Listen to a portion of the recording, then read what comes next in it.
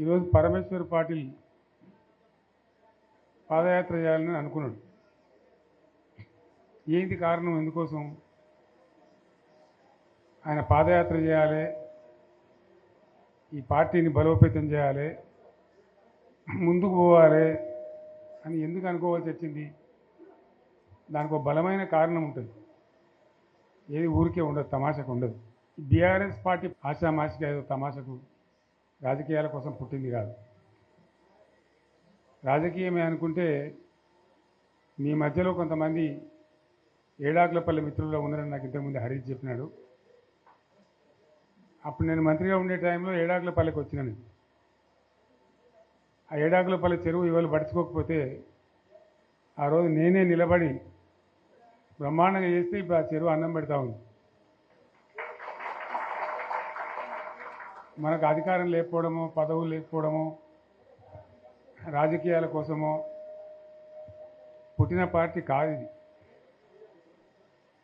మీ అందరికీ కూడా నేను మనవి చేసేది ఏంటంటే, ఇలా పరమేశ్వర్ పార్టీలతో పాటు వచ్చిన మిత్రులు మీరు చాలా దీక్షతో వచ్చినారు. మిగతా మిత్రులు కూడా దయచేసి వచ్చిన వాళ్ళు నేను అందరికీ కూడా కోరేది, చారిత్రక సందర్భంలో తెలంగాణ అనేటువంటి ఒక జాతి ఇతరుల చేతుల్లో చిక్కి విలవిల్లాడి సర్వనాశనం అయిపోయిన పరిస్థితి. మీకు ఇంకో విషయం కూడా చెప్పాలి, మీరు జహీరాబాద్ నుంచి వచ్చినారు కాబట్టి. నేను ఉద్యమానికి ఇక పోవాలి, ఇక తప్పదు, తెలంగాణ అయితే తప్ప ఈ గడ్డకు విముక్తి రాదు, ఈ రైతులు బాగుపడరు, ఖచ్చితంగా 600 తేల్చుకోవాలని చెప్పి ఒక నిర్ణయానికి వచ్చినది. నిర్ణయానికి వచ్చిన తర్వాత రంగారెడ్డి జిల్లాలో నాకు ఒక భూమి ఉంది. ఇక గవర్నమెంట్ ఇళ్ళలో మనం ఉండొద్దు కదా ఉద్యమం చేసేటప్పుడు, ఇండిపెండెంట్గానే ఉండాలని చెప్పి నిర్ణయం చేసుకొని ఆ భూమిని అమ్మేసి బంజారాహిల్స్లో నేను ఉండే ఇల్లు కొనుక్కున్నాను. కొన్ని డబ్బులు మిగిలిండే, మిగిలితే కన్నా భూమి కొందామంటే ఒక ఆయన కలిసింది నాకు. వాళ్ళు కలిసిన ఆయన కాళహస్తి ఆయన గోపాలకృష్ణారెడ్డి అని నా దోస్తుండే. ఎక్కడ పోయినామంటే ఇట్లా ఇల్లు కట్టుకుంటున్నానని చెప్పి కొన్ని డబ్బుల్ని భూమి కొనుక్కోవాలంటే, నెల్లూరు ఆయన ఒక ఆయన ఉన్నాడు, నేను రేపు చెప్తాను, నీ దగ్గరకు వస్తాడు, ఆయన తీసుకుపోయి నీకు భూములు చూపెడతాడు అని చెప్పాడు. ఎవరు? నెల్లూరు ఆయన. సరే రాని మానికైతే చూద్దామని నేను పొద్దున వచ్చింది. వచ్చిన తర్వాత పోదాం సార్ అని బయలుదేరిన తర్వాత ఇక చక్కగా నారాయణఖేడ్ దాకా పోవాలి సార్ అని. సరే మంచిది పా అని చెప్పి సదాశివపేట కన్నా ముందు నుంచి చూపెడుతుంది నాకు. సదాశివపేట కన్నా జర ముందు నుంచి ఆడ 1700 ఎకరాలు ఆయనే అడ్వాన్స్ ఇచ్చింది. 1700 ఎకరాలు. ఇక ఆ నుంచి ముందుకు పోతుంటే ఇది పలానది, ఇది పలానది, ఇది పలానది చెప్పుకుంటా జైరాబాద్ టౌన్కి వచ్చింది. వచ్చిన తర్వాత కొంచెం మన ఇప్పుడు అది మొగడంపల్లి మండలైందేమో, ఆడ దిక్కు తీసుకొని పోయింది కొంత దూరం. అప్పుడు జైరాబాద్ మండలం ఉండేది. తీసుకొని పోయి చూపించింది ఇవన్నీ పలాంది. అలా ఒక్కంది కూడా మన తెలంగాణలో పోయలేదు, అన్ని ఆంధ్రలో పోయలేదు. సరే ఇంకేం చూపెడుతున్నాను అడిగింది. ఇంకా చాలా ఉన్నాయి సార్, నారాయణఖేడ్కి కూడా పోవాలి, నాకు అర్థమవుతుంది కదా, తెలుస్తుంది కదా అని చెప్పి, సరే ఇక లద్దు బాయ్సాబ్ ఇక రేపు తిరుగుదామని చెప్పి తెల్లారి మళ్ళీ తీసుకొని పోయాం. ఇక పోయి అటు నారాయణఖేడ్ దిక్కు చాలా దూరం పోయినాం. మన బీదర్ రోడ్ పోతాం కదా, అటు చాలా దూరం పోతే ఇప్పుడు ఈయనది ఒక 60 ఎకరాలనేది నన్ను దొరకపోయినది, అలా చెరుకు పెడుతున్నారు. జరిగి మళ్ళీ మొగడంపల్లి ఇతరులకి జైరాబాద్ రూరల్ మండలం తీసుకొచ్చి వచ్చిన మన బుదేరా గుట్ట ఉంటుంది కదా, అసలు మట్టి గుట్ట ఎక్కించి నిలబడితే మొత్తం కనబడుతున్నాయి ఇట్లా మామిడి తోటలు, ఫామ్ హౌసులు. ఆడ చూపెడుతుంది ఇదే వెళ్దంటే ఇది సత్యరాజు గారిదంటే 300 ఎకరాలు, ఇది పలానా అన్ని ఆంధ్రలో పేర్లే. మన జైరాబాద్ నియోజకవర్గంలో కూడా, నారాయణఖేడ్ నియోజకవర్గంలో కూడా అవి చూసిన తర్వాత నేను రాత్రి హైదరాబాద్ వచ్చిన తర్వాత మిత్రులతో మాట్లాడి ఇక ఉన్న తెలంగాణ ఇప్పటికే పోయింది, 600 సరే తెలంగాణ కావాల్సింది, ఇక ప్రాణం పోయినా సరే కొట్టాలని చెప్పి జైరాబాద్ నారాయణ ఖేడ్ చూసిన తర్వాతనే ఇంకింత బలమైన నిర్ణయం తీసుకొని మొండిగా పోరాటానికి పోయినాం. ఇంకో విషయం కూడా మీకు నేను చెప్పాలి. అయితే ఇతరులు వచ్చి తెలంగాణ భూములు ఆక్రమించడానికి, తెలంగాణ ఉద్యోగాలు కొట్టేయడానికి, తెలంగాణ నీళ్లు మలుపుకొని పోవడానికి ఎవరు కారణం? దీనికి దయచేసి బాగా ఆలోచన చేయాలి. నేను చెప్పేది వట్టి ముచ్చట కాదు. మీరు వచ్చిన వాళ్ళు కూడా వట్టి వాళ్ళు కాదు. ఎందుకు జరిగింది 60 ఏళ్ళు తెలంగాణతోని? ఈ పరాశకాలు ఎవరు? ఆజ్ఞుడు ఎవడు? దీని కారకులు ఎవరు? ఇది చాలా ముఖ్యమైన విషయం. దయచేసి నేను చెప్పేది వినాలి. మీరు వెళ్ళిన తర్వాత మేము ఈ గ్రామాలలో చర్చ కూడా పెట్టాలని నేను కోరుతున్నాను. తెలంగాణ ఆగమైపోవద్దు కదా, నబటోని ముందర జారిపడద్దు కదా, మనకు కూడా చీము నెత్తురు పౌరుషం ఉండాలి కదా. ఏం జరిగింది? ఎవడు దీన్ని నాశనం పట్టించినాడు? ఎవడు? కాదు కాదు, మన తెలంగాణ వాళ్ళే. సింపుల్ ముచ్చట కదా. దోపిడీ చేద్దామని వచ్చేటోడు ఎప్పుడు దోపిడీదారుడే, కానీ వాడిని సర్ది కట్టినోడు ఎవడు? నేను ఉద్యమంలో చెప్పే కదా, కత్తి ఆంధ్ర ఉంది కానీ పొడిచేటోడు తెలంగాణ వాడే. వాస్తవం చెప్తున్నాను నేను మీకు. ఆ రోజు కూడా అదే కథ. తెలంగాణలో గట్టిగా ఉంటే ఆనాడున్న కాంగ్రెస్ నాయకులు సమస్య లేదు మాది మేము ఉంటామంటే ఎందుకు కలుపుతుంది ఆంధ్రతోని? ఏమక్కడ ఏర్పడుతుండే? మనోళ్ళ యొక్క తెలివి తక్కువతనము, బలహీనతనే మనల్ని జబర్దస్తి వంచబోయి ఆంధ్రలో కలిపింది. ఆ గోస 60 ఏళ్ళు అనుభవించినాం మనం. ఏం గోస అది నాకు అర్థం కాదు. లేక కాదు కదా. కరెంటుకి ఏం గోస పడ్డాం? ఏం పరాస్కలాడు మనతోని? ఒకడు బట్టలు ఆరేయాలంటాడు, ఇంకోటి అంటాడు. జోకులు మన మీద. ఆ ట్రాన్స్ఫార్మర్లు కాలిపోవుడు, మనం లంచాలు ఇచ్చుడు. ఒకసారి యాడ్ చేసుకుంటే ఇప్పుడు మళ్ళీ కళ్ళకి నీళ్ళు వస్తాయి. ఎందుకు పడ్డాం అంత బాధ, అంత అవస్థ? ఆనాడు నేను వచ్చి తిరిగిన బాగా, కానీ నేను ఒక మంత్రిని మాత్రం నేను చేయగలిగేది తక్కువ. ఉన్నంతలో తిరిగిన మా బడంగపేట చెరువు కానీ, ఏడాకులపల్లి చెరువు కానీ, గొడిగాడిపల్లి చెరువు కానీ కొన్ని పనులు ఏదో చేయగలిగినాం అప్పుడు చేయగలిగినంతలో. కానీ ఎందుకైనా మంచిది ప్రాణం పోయినస్తారని చెప్పి కొట్లాడినాం, దిగినాం. కొందరు వెనుక, కొందరు ముందు. మనోళ్ళు జమ కావడానికి ఆలస్యం పట్టింది, టైం పట్టింది. కానీ తెలంగాణ తెచ్చుకున్నాం. ఒక 20-25 ఏళ్ళు గోసపడ్డ కరెంటు. 25 ఏళ్ళు కదా. మూటలు గాలుడు, ట్రాన్స్ఫారం గాలుడు, లంచాలిచ్చుడు, అంత గోసపడ్డటువంటి బాధను 6-7 నెలలనే 24 గంటలు అందరికీ కరెంటు సెట్ చేసినాం. మరి కాంగ్రెస్ వాళ్ళు చాలా పెద్ద సిపాయిలైనది. ఒకరిని మించిన వాడు ఓడుండే. మరి వాళ్ళు ఎందుకు చేయలేకపోయింది 25 ఏళ్లలో? మన తెలంగాణ వచ్చినాక మరి మనం ఎట్లా చేసుకున్నాం? నడుపుకున్నాం 7-8 ఏళ్ళు. మంచినీళ్ళ బాధ పూర్తిగా తీర్చుకున్నాం. ప్రతి ఇంటికి నల్లాల ద్వారా నీళ్ళు వచ్చాడు, ప్రతి ఇంట్లో నల్లా పెట్టి నీళ్ళు ఇచ్చుకున్నాం. తెలంగాణ వస్తే లాభమైంది, మా ప్రజలకు కొన్ని మౌలికమైన బాధలు పోవాలి, కొన్ని అవస్థలు తీరాలని చెప్పి మిషన్ భగీరథ కావచ్చు, మరొకటి కావచ్చు, కరెంటు కావచ్చు తెచ్చుకున్నాం. 24 గంటలు కరెంట్ ఇచ్చుకున్నాం. ఏమైనా ప్రాజెక్టు చెరువు కింద నీళ్ళు తీసుకుంటే బంద్ చేసినాం. నీటి తీరువ రద్దు చేసినాం. అట్లా ఎన్నో సదుపాయాలు చేసుకున్నాం. రైతులకు బాగా జరుగుతుండే. అప్పుడప్పుడు ఏమవుతుంది? కొన్ని దుష్ట దినాలు వస్తాయి, చెడు గడియలు వస్తాయి. మనోళ్ళు కూడా అలవోకగా ఓట్లేసారు. మీరు గొప్పలో మీరు మాణిక్యరావుని గెలిపించారు.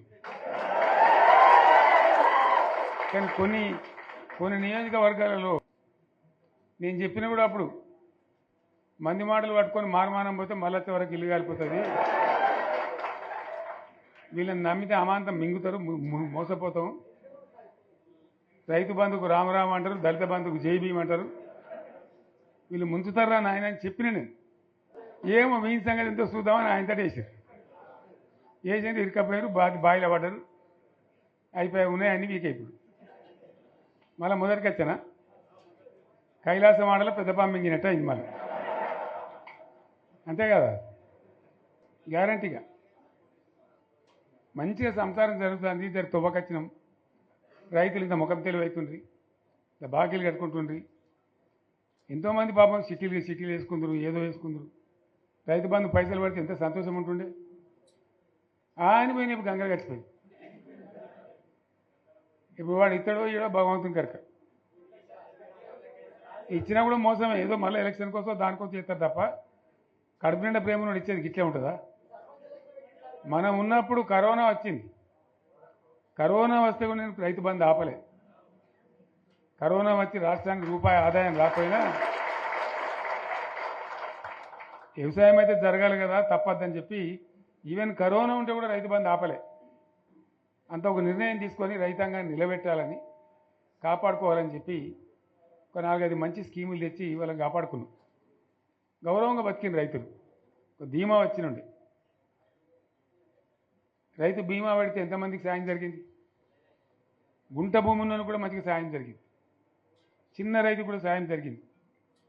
అట్లా అందరికీ మనం గొర్రెల కాపలకు గొర్రెలు ఇవ్వడం కానీ, చేప పిల్లలు కానీ, అనేక రకాల అన్ని వర్గాల ప్రజలను ఎట్లా ఆదుకోని అట్లా ఆదుకున్నాం. మా తెలంగాణ కదా, మేము తెచ్చుకున్నాం కష్టపడి. మా వాళ్ళందరి పైకి రావాలి. కాంగ్రెస్ గవర్నమెంటు, కాంగ్రెస్ పార్టీ మొదటి నుంచి కూడా ముస్లింలు ఓట్లేసుకున్న తప్ప ముస్లింలకు మనం చేసినరా? ముస్లిం మైనార్టీ పిల్లలకు, మన గిరిజన పిల్లలకు, మన ఎస్సీ పిల్లలకు, మన బీసీ పిల్లలకు ఎంత మంచి రెసిడెన్షియల్ స్కూల్ పెట్టుకున్నాం. అందరినీ కూడా ముందుకు తీసుకుపోవాలి. ఇవాళ మన కళ్ళ ముందని నాకు బాధ కలిగేది ఏంటంటే, చిన్న వర్గాల ప్రజలు కాన్వెంట్ స్కూళ్ళలో చదివించలేరు, వాళ్ళ పిల్లలు కూడా బాగా చదవాలని చెప్పి ఎస్సీలకు, బీసీలకు, మన గిరిజనులకు, మన మైనార్టీ సోదరులకు గురుకుల పాఠశాలలు పెట్టాం. అద్భుతమైన చదువు చదువుకునే వాళ్ళు. ఇవాళ మొత్తం రోజు బడి పిల్లలు విషాహారము, కడుపు నొచ్చుడు, బాధపడు, పురుగులు అన్నం పెట్టుడు. పిల్లలు వెళ్ళిపోతున్నారు, ఆ స్కూళ్ళ నుంచి ఇళ్ళకి వెళ్ళిపోతున్నారు. తల్లిదండ్రులు కూడా భయపడి తీసుకుపోతున్నారు. ఏం ఘోరం ఇది, నాకు అర్థం కాదు. మళ్ళీ ఇది చేసేవాడు ఇప్పుడు మళ్ళీ అదే కాంగ్రెస్ పార్టీ. అంతేనా? మళ్ళీ పాత కాంగ్రెస్ మోపోయింది, మళ్ళీ కరెంటు కోతలు మోపోయినాయి. ఎండాకాలం ఇంకేం గతి అవుతుందో, మార్చి ఏప్రిల్ ఏమవుతుందో. ఇంకా ఇక్కడ కరెంటు కోతలు మోపోయినాయి, ఇటు మంచినీళ్ళు సరిగొత్తలేవు, అడిగే నాతులు లేడు. ఎవడన్నా గట్టిగా నిలదీసి అడితే వాడిని పోలీస్ స్టేషన్లో పట్టియడం. ఇదేనా రాజ్యం? ఇట్లే ఉంటుందా రాజ్యం? ఎందుకు వచ్చింది ఈ పరిస్థితి చెప్తా. నాకు తెలిసి నాకేం గుర్తులేదు. నేనేమంటున్నా అంటే, ఇట్లా అనేక పనులు చేసుకున్నాం. మనం గోదావరి నుంచి నీళ్ళు తెచ్చుకున్నాం. నీళ్ళు తెచ్చుకొని మంచినీళ్ళ తర్వాత సాగునీళ్ళు వెంబడబడ్డాం. మెదక్లో యువతల ప్రాంతం అంతా కొంత అందినాయి నీళ్లు, పాత మెదక్ జిల్లాలో. మీదికి మిగిలిపోయినాయి మన 2 తాలూకాలు ఉండే, నారాయణఖేడ్, జైరాబాద్. వాళ్ళకి నీళ్ళు రావాలి. ఎట్లా రావాలి గోదావరి నీళ్ళు? సింగూరు ఓ టైంలో నిండుతుంది, ఓ టైంలో నిండదు. మరి నిండినప్పుడు ఎట్లా? గోదావరి నీళ్ళే దిక్కు. ఇక్కడ ఏదైతే మలన్న సాగర్ కట్టామో 50 టీఎంసీలతోని, దీనికే లింకు చేసి సింగూరు నింపేటట్టు సింగూరు నుంచి లిఫ్ట్ చేసి సంగమేశ్వర, బసమేశ్వర అని 2 లిఫ్ట్లు పెట్టుకున్నాం. 2 తాలూకాలకు, రెండింటికి కూడా లక్ష ఎకరాల పైచీలకు వచ్చేటట్టు ఎకరాల నీళ్ళు వచ్చేటట్టు పెట్టుకున్నాం. టెండర్లు పిలిచినాం, పనులు స్టార్ట్ అయినాయి, గుత్తేదారులు వచ్చిండ్రు, పనులు మొదలుపెట్టిండ్రు. ఇవాళ ఈ కాంగ్రెస్ గవర్నమెంట్ ఆ టెండర్లు ఎందుకు ఆపింది? సంగమేశ్వర, బసవేశ్వర ఎత్తిమోతల పథకాలు ఎందుకు నిలిపేసింది? ఎవరి కోసం నిలిపేసినట్టు? నేను హరీష్ రావుకి చెప్తున్నా, మీరు 2 తాలూకాల ప్రజలను కూడా సమీకరించి సంగమేశ్వర, బసవేశ్వర మీద పెద్ద ఎత్తున దండయాత్ర చేయాలి, పోరాటం చేయాలి. తప్పదు కదా, కొట్లాడితేనే తెలంగాణ వచ్చింది. ఇది కూడా రావాలని కొట్లాడంటే ప్రజలు విజృంభించాలి, అయితేనే నీళ్ళు వస్తాయి. సంగమేశ్వర లిఫ్ట్ రావాల్సిందే, బసవేశ్వర లిఫ్ట్ రావాల్సిందే. ఖచ్చితంగా రెండు తాలూకాలకు కూడా 1,50,000 ఎకరాలకు నీళ్ళు వస్తే పంటలు పండితే మనం బతుకుతాం. అంతే కదా, ఆందోళన కొడుతుంది దానిలో. సంగమేశ్వర బసవేశ్వర ఆందోళన కూడా ఉంది. సింగూరు కాక సింగూరు మీది ప్రాంతానికి వచ్చేదంతా కూడా దాదాపు 70,000-80,000 ఎకరాల ఆందోళన కూడా ఉంది. సో అంత మంచి ప్రాజెక్ట్ ఇలా కాంగ్రెస్ ఎందుకు ఆపింది? ఓ మినిస్టర్ ఉన్నాడా, ఆయన ఆందోళన. మరి ఆయన ఏం చేస్తున్నట్టు? మంత్రి పదవులు, ముఖ్యమంత్రి పదవులు ఎందుకు? 10 మందికి మేలు చేయడానికా, లేదా తమాషా చేయడానికా? డ్రామా కాదు కదా. కాబట్టి మనం వీళ్ళ మెడలు వంచి ఖచ్చితంగా వాటిని సాధించాలంటే పోరాటానికి సిద్ధం కావాలి. ఓపిక పెట్టినాం మనం ఓపిక పెట్టలేదు. ఇప్పుడు 14 నెలలు అవుతుంది ఈ గవర్నమెంట్ వచ్చి. మనం ముందే అంటే మనం కన్నేరు అందరూ ఇంకోటి అందరూ ఓపిక పెట్టినాం. ఇప్పుడు వాళ్ళు ఇక కుయ్యలేదు, కుట్టుకోలేదు, ఏం లేదు, మాటనే లేదు. అంటే మనం కొట్లాడ చేయాలి. ప్రత్యక్ష ప్రజా పోరాటాలు లేవదీసి ఖచ్చితంగా ఈ ప్రభుత్వం మెడలు వంచి సంగమేశ్వర బసవేశ్వర సాధించాలి. అటువంటి అవసరం ఏర్పడితే పోరాటాన్ని నేను కూడా మీతో పాటు వస్తానని మనం చేస్తాను. తప్పదు మరి, మనకేం చేస్తాం? మంచి మాట మంచి మాట, చెడ్డ మాట చెడ్డ మాట, అంతే కదా. పోరాటం లేవదీయాల్సిందే. మీ ఎమ్మెల్యే మాణిక్యరావు నాయకత్వంలో, అక్కడ మాజీ ఎమ్మెల్యే భూపాలరెడ్డి నాయకత్వంలో, మీ జిల్లా నాయకుడు హరీష్ నాయకత్వంలో ఖచ్చితంగా దీని మీద పోరాటానికి మీరు బాటలు ఏర్పాటు చేయండి. మొత్తం యావత్ జిల్లా కూడా మీతో కలిసి వస్తుంది. అందరు నాయకులు వస్తారు, అందరు కూడా ఉంటారు. సంగారెడ్డి ఎమ్మెల్యే గారు కూడా మీతో పాటు ఉంటారు. అందరం కలిసి కొట్లాట తప్ప రాదు. అయితే ఈ కొట్లాట మనకు తప్పదు. ఎవలకు? బీఆర్ఎస్ వాళ్ళకు. ఎందుకంటే బీఆర్ఎస్ పుట్టిందే తెలంగాణ కోసం.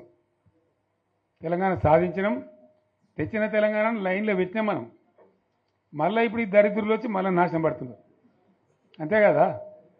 మళ్ళీ దీన్ని కాపాడాలంటే ఎవడు కాపాడు? మళ్ళీ మన నుంచే కావాలి. మళ్ళీ ఇది లైన్లోకి రావాలి. అందరూ మంచిగా ఉండాలి. ఎందుకంటే మనకు, మన పార్టీకి కులం లేదు, మతం లేదు, జాతి లేదు. తెలంగాణలో ఉన్న ప్రతి బిడ్డ మనోడే. వాళ్ళు ఏ మతం ఉన్నారు, ఏ కులం ఉన్నారు మనకు అవసరం లేదు. ఈ తెలంగాణ బార్డర్ గీత లోపల ఉన్న బిడ్డలు అందరు మనోళ్ళే. అందరూ బాగుపడాల్సిందే. ప్రతి ఒక్కరికి న్యాయం జరగాల్సిందే. ఆ న్యాయం జరిగి ఆ ఫలితాలు తెలంగాణకు వచ్చేదాకా ఇంకెవ్వడు కొట్లాడాడు, ఎవరితో కాదు. అది అబద్ధాల పంచాంగం. మళ్ళా మనమే కొట్లాడాల, అంతేనా? పక్క మాటేనా ఇది? కొట్లాడదాం కదా. ప్రాణం పోయినా సరే తెలంగాణకు రక్షకులు మనమే. తెగించి కొట్లాడాల్సిందే. తెలంగాణ హక్కులను కొట్లాడాల్సిందే. మనమే కొట్లాడి తీరాల్సిందే అన్న రెండవ మాట లేదు. కాబట్టి దయచేసి అవసరమైన సందర్భంలో మీ జిల్లా నాయకులు పిలిపిస్తారు, రాష్ట్రం నుంచి నేను కూడా పిలిపిస్తాను. మీరు సిద్ధపడి ప్రత్యక్ష ప్రజా పోరాటాలు లేవదీసైనా సరే మన ప్రాజెక్టులు సాధించుకోవాలి, మన నీళ్లు సాధించుకోవాలి, మన ప్రజలకు అన్యాయం జరుగుతుంటే ఎదురు తిరగాలి, కొట్లాడాలి. తప్పకుండా ప్రజలకు న్యాయం చేసేదాకా మనం ముందుకు పోతూనే ఉండాలి. తెలంగాణ కోసమే బయలుదేరిన జెండా గులాబీ జెండా. తెలంగాణను సాధించింది గులాబీ జెండా. తెలంగాణను మంచిగా చేసి లైన్లో పెట్టింది గులాబీ జెండా.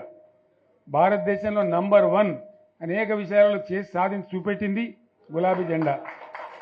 జర్రంత మోసం జరిగింది. ఆ జర్రంత మోసానికి ఇవాళ ఓరోడిగా ఉనుక మీద రోకలనే దుంకులాడుతుండు, అంతే కదా. ఎందుకు వానికి దాని కూడా ఏమేమో మాట్లాడుతుండు. సరే, నేను గంభీరంగా మౌనంగా చూస్తున్నా.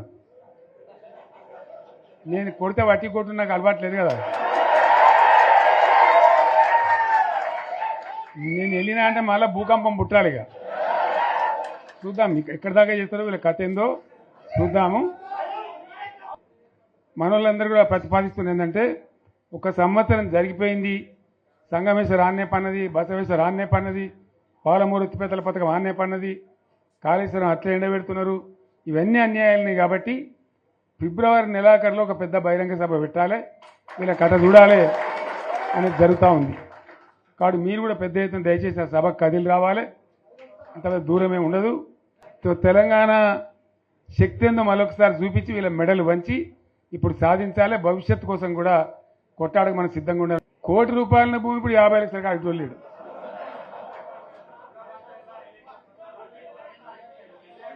ఈ ఒక్కని బాధగా ఉంది వచ్చారు హైదరాబాద్కి.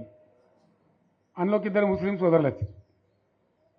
साहब सोप तबाह हो गया, इफलासी मुफ्त क्या तबाह होगा, तुम्हारे क्या हो, तुम हैदराबाद में तुम लोग हैं, मेरा कारोबार है साहब, मेरा छोटा मोटा कारोबार है, होटल भी है, 70% गिर गया अब. हर कोई पूछ रहा है, हर कोई केसीआर को याद कर रहा है साहब अंటారు. వాళ్ళు మాట్లాడుతున్నారు. ఎక్కడ ప్రతి ఒక్కరు భూముల ధరలు పోయినాయి, మన్ను పోయినాయి, మసానం అన్ని పోయినాయి. ఎంత మంచిగా 4 ఎకరాల రైతు నేను 4 కోట్ల ఆసామని అనుకుంటుండే, అంత ధీమా ఉండే, ఎంత బాగుండే. హైదరాబాద్ నుంచి అడిగితే కూడా వచ్చి మనం ఇవ్వకపోదాం భూములు, డిమాండ్ పెరగానని. అంత బ్రహ్మాండంగా మారుమూల ప్రాంతంలో కూడా 40 లక్షలు 50 లక్షలు ఎకరానికి ఉండే. అటువంటిది సగానికి సగం పడిపోయి మొత్తం నాశనం చేశారు. వీళ్ళని ఇట్లే వదిలిపెడితే ఇంకింత నాశనం అవుతుంది. కాబట్టి మనం కొట్లాడాల్సిందే. నేను ఇంకొక మాట మీకు చెప్తా. ఎలక్షన్లలో నేను మస్తుగా చూసిన 50 ఏళ్లలో పార్టీలు గెలితాయి, ఓడతాయి. ఇంత మాయలు మీ ఏడాది లోపలనే కాంగ్రెస్ పార్టీ దొరికితే కొడతాం రానంత కోపంలో ఒక్కటే ఏడాది లోపు. ఇంకా వాళ్ళ బొంద తెలివికి నిన్న వాని పార్టీడే మంది పెట్టాలి, అదేందో పోలింగ్ పెట్టిన వాడు చూసిరా మీరు. ఆ పోలింగ్ పెడితే 70% మనకు వచ్చింది, 30% మనకి వస్తుంది. వాడు పెట్టింది మనం పెట్టింది కాదు. 75 ఇది పరిస్థితి. అదే నేను ఏమంటున్నా అంటే, ఫామ్ హౌస్ అంటే ఇక్కడ ఏముంటుంది, వారి ఉంటుంది, మక్కు ఉంటుంది, అల్లం ఉంటుంది. కాంగ్రెస్ వాళ్ళు అయితే మనిషి తెరిచే పారబడి తవ్వచ్చు కూడా లంగత. దీన్ని ఫామ్ హౌస్ అని మనం బదనాం చేసి అంతే కదా. నేను ఏమంటున్నా అంటే, అన్ని మబ్బులు వీడిపోయినట్టు ప్రజలకు అన్నీ తెచ్చిపోతున్నాయి. మంచి ఏంది, చెడ్డ ఏంది, ఏం జరిగింది అన్నీ ఇంకా ఘోరమవుతుందని చెప్తున్నా. వీళ్ళ తెలివితక్కువతనానికి ఏమైంది, నిన్న మొన్న రిపోర్ట్ వచ్చింది. Comptroller and auditor general of India అని కాగ్ అంటారు దాన్ని. కాగ్ రిపోర్ట్ వచ్చింది. గవర్నమెంట్లో వచ్చిన ఆదాయం కంటే 13,000 కోట్ల రూపాయల ఆదాయం తగ్గిపోయింది. ఇంకా మార్చికి పోయేవరకల్లా ఇంకో 3-4 వేల కోట్లు అవుతుంది. అంటే 15,000 కోట్ల ఆదాయం పోతుంది. 15,000 కోట్లు పెంచుకుంటూ పోయినా నేను చెప్పి చేసుకుంటూ పోయినాను. ఏడాది 10 నుంచి 15,000 కోట్ల ఆదాయం పెరిగేది మన టైంలో. అంత జాగ్రత్తగా మనం వ్యవహారం చేసినాం. ఇలా ఉల్టా 15,000 కోట్లు పడిపోయింది. ఇంకా వాడేమి ఇస్తాడుగా, ఇంకేమైనా ఇస్తారా? ఇంకో 4-5 నెలలు అయితే జీతాలకే కష్టమైంది ఉంటుండ్రు.